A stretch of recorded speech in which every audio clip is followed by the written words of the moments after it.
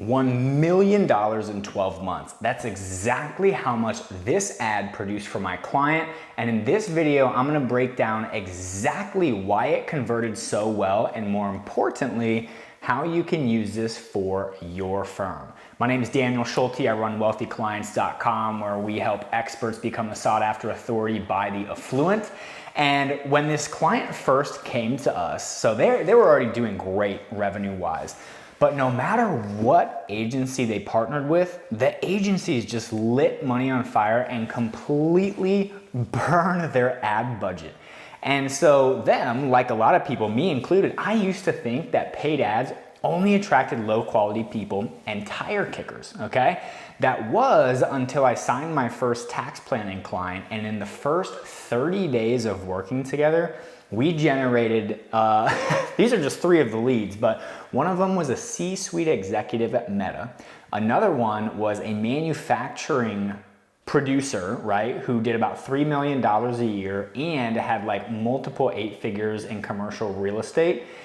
And then we also got a software company with like 90 employees who was about to IPO.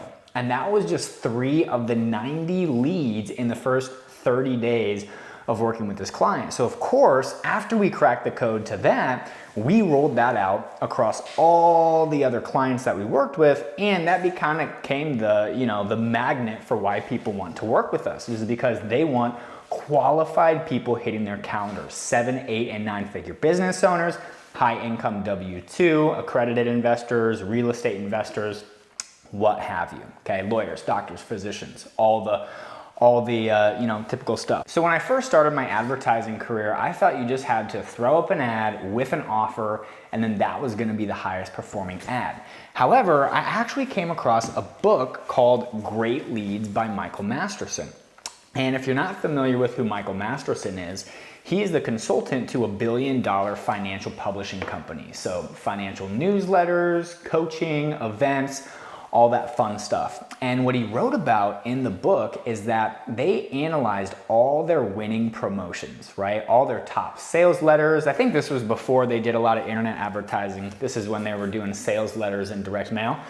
But they found that every single one of their top performers fell into one of these 6 ad categories, okay? So they had a direct offer that's like, hey, get 50% off this widget, okay? They had a problem solution, right? They had a promise, okay? They had a secret, right? They had a proclamation, which is like news, okay? Oh, hey, this new tax bill got passed, so you need to know about it. And then the final one is a story. Now, last week, actually the past 2 weeks, we've been analyzing all of our clients' top performing ad.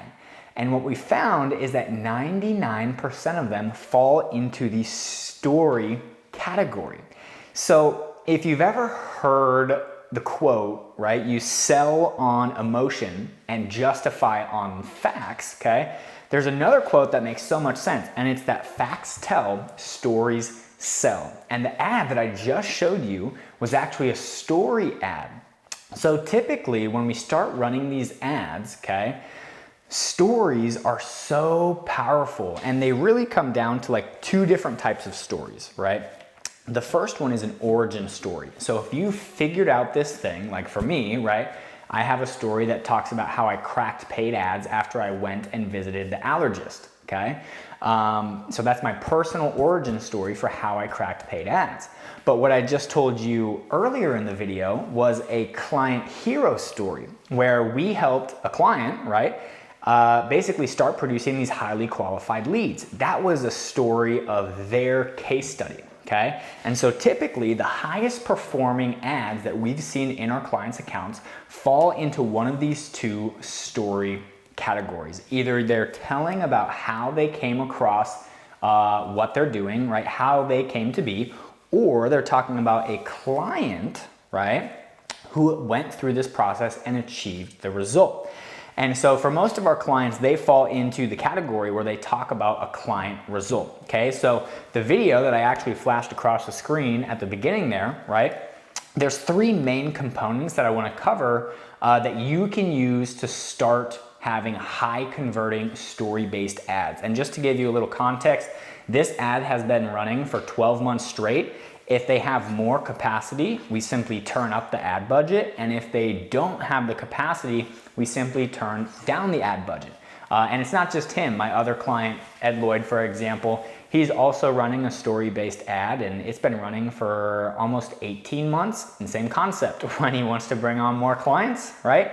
He turns up the ad budget. When it's busy season for him, he turns the ad budget down, and he's able to control that lead flow, but still get a ton of high quality clients in the door, okay? And before I break down the 3 parts of the story-based ad, the reason that it works so well is because with a story, you can also sell on the emotion, okay? And remember, right? Facts tell, stories sell. And that's because the story allows the listener or the viewer, in this case, because it's a video ad, it lets the viewer actually step into the shoes of the character in the story, right? So they're able to go through the emotional roller coaster, and they're able to basically future pace the feeling that they'll get from your product. That's why with weight loss ads, for example, you'll see, you know, the fat person transformed into the skinny person, right? But more importantly, they show life after that person becomes fit and skinny, right? They get the dream person, they get a raise at work because they start closing more deals, right? Because people respect them for their body, whatever, okay? But it allows them to not only wrap the actual facts and logistical pieces into the story, but if you were to just do that, right, and just give them facts and figures, right, you wouldn't be able to close as many deals because they're not sold emotionally, okay? If that was the case, everybody that got pitched tax planning, right, or a cost reduction would close, but they don't, even though it's a logical sell. And that's because their emotion isn't in there. So with the story ad, there's really 3 things in particular that you need to have, okay? The first one is a character, a hero in the story. And this is the person who basically goes through the transformation from beginning to end, which we'll get here in just a second. Now, most of the time, my clients, right, or if, you know, the advertiser, for example, the advertiser thinks that they're the hero, but that's not true, and it's a huge mistake because, again, the service provider is not the one going through the transformation unless it's your origin story, right? The client is the one who achieved the transformation. So your client becomes the focal point of the story. They become the hero, okay? Now, the next thing that every story needs to have is a desire, okay? So this is the thing that they want. What's the outcome that they're trying to achieve? Let's take Little Red Riding Hood, for example, okay?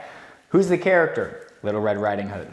What's the desire? Oh, go to my grandma's house. Now, the third part is that there's a conflict. Sometimes this is an internal conflict.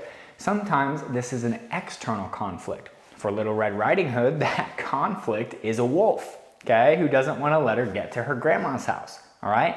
But every story, right, has those 3 elements. You need a character or a hero, a desire that they want, and then a conflict that's keeping them from that desire or that outcome. So let me break it down here for you on how we structured the $1 million ad, okay? The first one is that we immediately in the first 3 seconds of the ad called out that this was a business owner doing over $4 million a year in cash flow. Cash flow, not revenue. Why would we do that? Because we want the other characters to identify, or excuse me, the other watchers to identify with this character, okay? If we talk about a small business owner, for example, who's only doing $300K a year gross, well, that's gonna attract the attention of other small business owners. But we want to elevate the people that we're attracting. So we made sure that it was known in the first 3 seconds, okay, in a story format, not just blatantly saying, hey, if you own, right? But in a story format, looping in those listeners, okay? The next thing was we set the stakes and we showed what they wanted the desire to be while also revealing the conflict, okay? They were trying to scale their business. In fact, they had scaled it a ton, but 40% of the year they were working for Uncle Sam, okay? And so then we're able to take them through the conflict, how they partnered up with the tax planner, who's my client, right? And then as a result, they were able to be guided through the treacherous parts and make it to the end goal, right? Make it to that desired outcome. And as a result, because it was told in a story format, they are able to almost like, instead of coming directly out and saying it, the audience now thinks that it's their idea, okay? We're able to kind of like, almost like Inception, if you've ever seen that movie, where they need to go into the brain and like plant these thoughts in people's minds. That's basically what you're able to do with a story format, because again, it allows the listener to take part in the story and feel those emotions and feel the outcome without actually having gone through it yet, okay? And especially if they can identify with that character and what they're going through, right? Like, oh man, I've built this business too, and man, I feel like I'm working for 40% of the year for my silent business partner, Uncle Sam. Like, that's exactly how I feel. And my accountant isn't doing anything to help me with it. Well, now they have those same exact feelings. And so that's been the ad style that's been working tremendously for all of our clients, because Michael Masterson also talks about this in the book, right? But if you had kind of a line, right? 3 ad types would fall under what's called an under a direct offer. So this is your direct offer, this is your problem solution, and this is your promise lead, okay? Very direct. Here's what we're gonna get, okay? And then on the other side of that line are the indirect offers. So these are people who aren't necessarily like in the market or thinking about it, right? So you have your secret lead, you have your proclamation or news lead, and then you have your story. But of all the ad types, the story is the most powerful, because you can tell a story to a completely unaware person and take them from being unaware to aware of their problem, to aware of the solution, to aware of the product, and to becoming aware of the provider, all in the span of that story when done correctly. So when you start using story-based ads and hooks, you're able to open up a much bigger market compared to only using direct offers or promise leads or problem solution.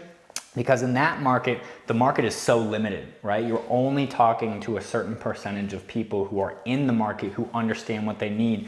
But with a story ad, you're able to go to a much broader market and have much greater success. So that's the $1 million ad that we are currently using with our clients that are absolutely crushing.